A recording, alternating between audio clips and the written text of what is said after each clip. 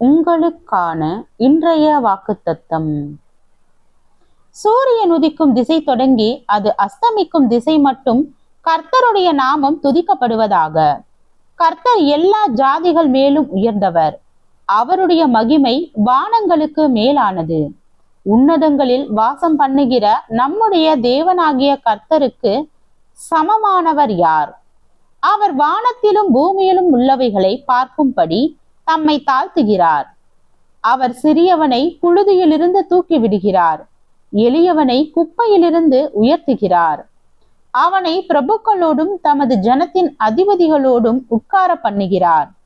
மலடியை சந்தோஷமான பிள்ளை தாய்ச்சி ஆக்கி வீட்டிலே குடியிருக்க பண்ணுகிறார். அல்லேலூயா. சங்கீதம் 113 வசனம் 3 முதல் 9 வரை.